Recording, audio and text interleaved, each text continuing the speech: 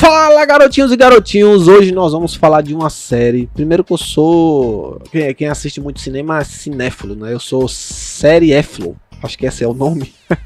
Não sei se esse é o nome, mas eu vou trazer hoje aqui uma série que está lá na Apple Plus, é isso? Apple Plus TV. Cara, é sensacional, traz uma história de um empreendedor e de uma história de superação, de uma história motivadora, de uma história que dá para fazer, dá para inovar sem criar a roda. Eu gosto muito dessa frase, dá para inovar sem precisar criar nova, reinventar a roda. Às vezes as pessoas querem vender um produto, criar alguma coisa, né? Se destacar como empreendedor porque elas querem criar alguma coisa do zero. Ah, não. Eu vou ser a nova Apple, vou revolucionar o mercado com alguma coisa nova. E às vezes você vê histórias de sucesso, grandes cases que traz uma inovação com algo que já existia, com algo que tava aí, ó, bum, na cara de todo mundo, e o cara só precisou colocar um tempero diferente para poder entregar uma coisa bela e ter um resultado, às vezes, bilionário, que é o caso da história de hoje, da WeWork. Nós vamos falar hoje da série WeCrash. Essa aqui é a cara do amanhã, que haja luz e grandes espaços abertos. Esse não é um lugar para pessoas baterem ponto. O papel do WeWork é o de elevar a consciência mundial. Eu fiquei simplesmente fã dessa série. Eu conhecia por cima só a história do Adam. Não, de fato, nunca tinha pesquisado de fato o que tinha acontecido com ele, a empresa que ele já tinha saído. Enfim, eu não sabia muito bem. E a série retrata um pouco isso. Lógico, eu acredito que a série, como ela não é documental, ela tem a licença, né, do autor ali para escrever do jeito que ele quiser, para dramatizar, né, a história do cara. Então com certeza a gente não pode levar ao pé da letra tudo que está lá na série. Não é de fato o que aconteceu. Entretanto, todavia, é interessante mesmo assim a gente saber que existiu, só em saber que a história é baseada, pô, pelo amor de Deus. Eu tava num podcast essa semana. Para quem não sabe, eu faço parte de uma empresa chamada Desafio Insano. Aqui no YouTube tem um canal dessa empresa que nós fazemos um podcast chamado Reunião de Trabalho. No último podcast lá com eles, eu falei exatamente do perfil do Adam, né, que eu comparei um pouco o perfil do Adam e do Steve Jobs.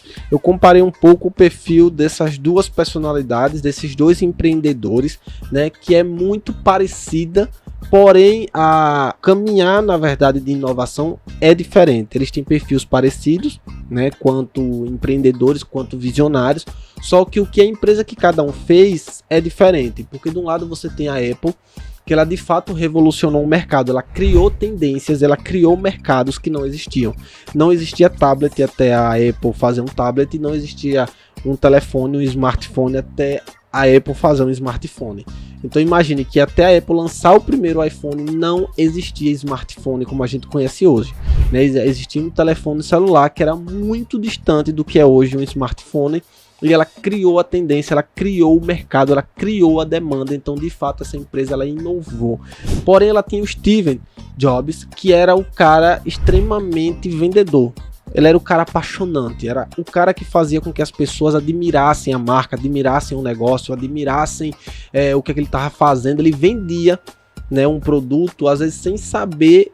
A pessoa comprava sem saber o que ela estava comprando. Isso retrata muito num filme, se eu não me engano, chamado Jobs, que tem lá na Netflix, né? A primeira remessa de Macs que ele vendeu para uma empresa que vendia, uma empresa de informática, se eu não me engano. E ele diz assim: eu vou entregar 500 Macs. Os que seriam os Macintosh, né, as máquinas do Macintosh. E o cara compra, chega o Steve Jobs lá com a sua equipe, né, com seus amigos, com um monte de caixas, né? E aí dentro da caixa está a placa-mãe do que seria futuramente um Macintosh, né? Então, e o cara disse assim: o que é isso, né? E eles são os seus CPU, né? O seu computador. Mas isso aqui não é computador, isso aqui é só a placa. Ele disse, mas aí você usa as outras placas as outras peças para montar o seu computador. Então é um tipo de pessoa, um tipo de perfil que vende, né? Ele consegue convencer, tem um poder de persuasão muito grande. E quem tem esse poder de persuasão, depois de ter dado toda essa abertura aí para poder falar dele, é o Adam da WeWork, né? Ou era da WeWork. Era, não é, porque a história da WeWork é ele, né? Eu tava até falando isso lá no nosso podcast, que o sucesso da marca era ele, cara. Ele saiu. Tem gente que acha que a WeWork faliu e a WeWork tá aberta até hoje. Inclusive tem escritório aqui no Brasil. Tem escritório não, tem coworks, né, aqui no Brasil. Tem espaço de trabalho aqui no Brasil. Para você ter ideia o quão poderosa é a fala dele, que se você tira aquele personagem de cena, as pessoas acham que todo o império desmoronou. E Caio, como é que começa a história desse cara que você comparou com Steve Jobs? Diz que eles são muito parecidos, por quê? Porque ele é um cara que vende, ele é um cara que convence você, tá? Então, primeiro, como eu falei, a Apple ela inovou, ela criou demanda, ela criou mercado, ela criou um novo episódio, um novo marco na história. A WeWork ela não fez isso. Desculpa aí, Adam, mas a WeWork não fez isso, tá? A WeWork trabalha com o quê? Com coworks. E coworks na época, quando a WeWork foi fundada, já existiam. Tá? Já existia a cultura do network, já existia a cultura do cooperativo ali, de muita gente trabalhando, das pessoas se ajudarem, se conhecerem. Já existia essa cultura, então por isso que eu digo que eles não inventaram nada, eles não criaram uma roda, entendeu? Eles não reinventaram alguma coisa, não. Eles simplesmente pegou uma coisa que já existia e deu um sentido totalmente abstrato, pessoal. Foi isso que o Adam fez. Por isso que eu digo que ele é um excelente vendedor. Porque ele pegou uma coisa que já existia e deu sentido para aquilo, né? Ele criou desejo das pessoas trabalharem dentro da WeWork. Por quê? Porque era legal, porque tinha gente descolada, porque ele fazia as festas ficaram muito conhecidas, né? Inclusive, na série retrata que esse é um dos motivos, né, da empresa quebrar. Ela sempre trabalhava no vermelho porque ele gastava muito, né? Uma das coisas que ele gastava muito era com eventos, né? Ele sempre estava promovendo eventos para fazer com que as pessoas se aproximassem ainda mais. Na série também retrata um pouco de forçar que as pessoas participassem desses eventos, né? As pessoas meio que se sentiam forçadas, os funcionários achavam que todo mundo tinha que participar, para poder se destacar, para poder estar presente com a equipe, para poder o dono estar vendo ela ali presente. Então, uma coisa que era para ser descolado, inovador, que eram os eventos e trazer até marcas e bandas grandes para esse evento, começou a se tornar um peso, não só financeiro, porque o balanço acabava não fechando, né, porque ele não fazia simplesmente uma rave com um DJ.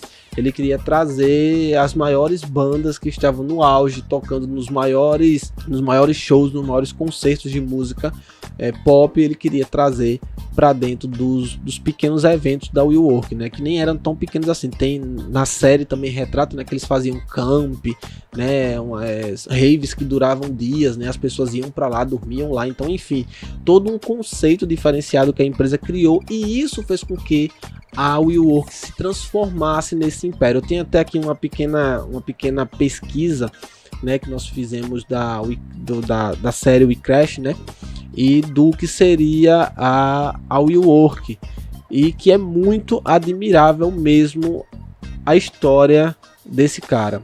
Ele começou em 2006, ele abriu uma loja de roupa infantil chamada Egg Baby, né? Na série também relata isso, né? No comecinho da série ali, ele fazendo várias coisas, tentando vender para um convidado que está na faculdade dele, né? Ele está tentando vender algum produto dele, alguma empresa dele, né? Ele visita vários empresários, né? Vários lojista tentando colocar roupa que ele tá vendendo, né? O sapato de salto dobrável, salto feminino dobrável, enfim, várias coisas ali no começo da série relata com um amigo dele, Miguel, né? Ele se junta, se eu não me engano, o Miguel da faculdade dele, né? Ele, pelo menos na série, relata dessa forma. Em 2008, eles abrem a Green Desk, que é uma empresa que ela tenta assimilar o design e a sustentabilidade, né?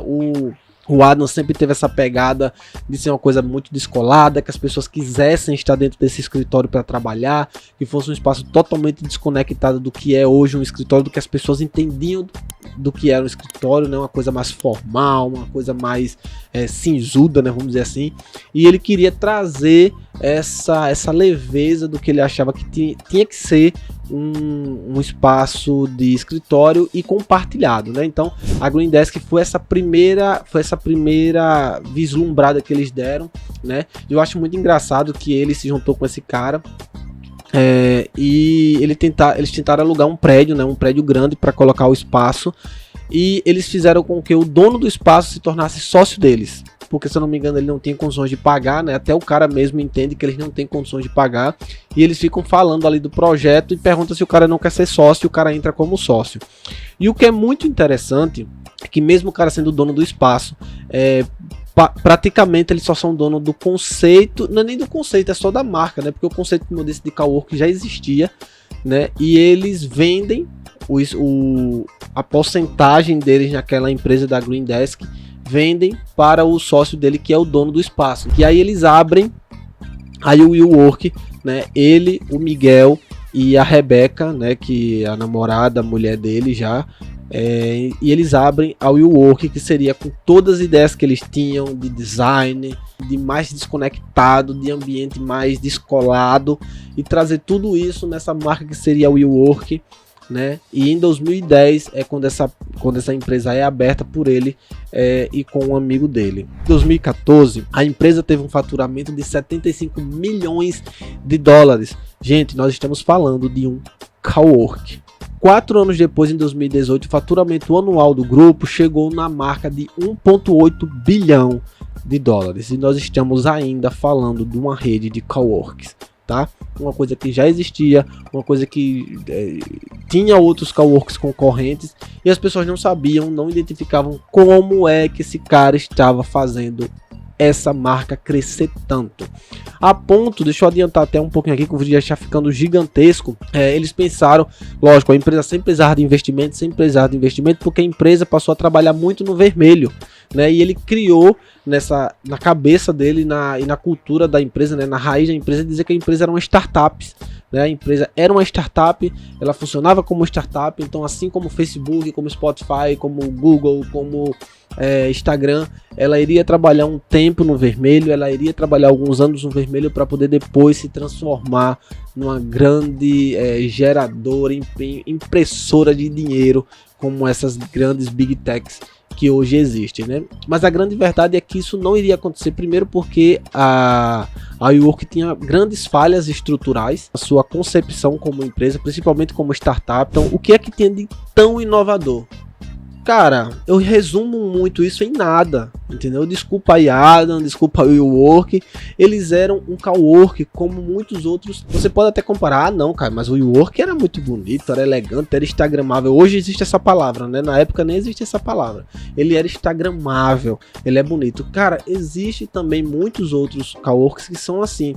A gente não pode comparar com um cowork que às vezes está na esquina do nosso bairro, né? Perto da nossa casa, que é aquele cowork pequenininho, com 3, 4 salinhas, tem 10, 15 baias no total, e é um ambiente, o cara simplesmente aluga uma sala, coloca um monte de espaço dentro e diz que é um cowork.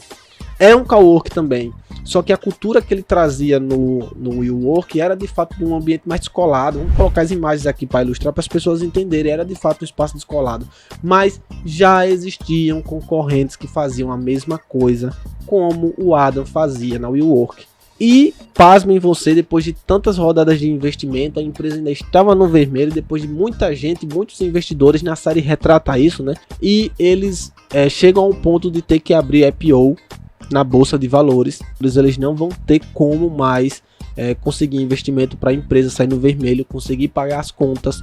E aí, inicialmente, a empresa foi avaliada, pasmem vocês, em 40 bilhões de dólares. Gente... Pelo amor de Deus. Pelo amor de Deus.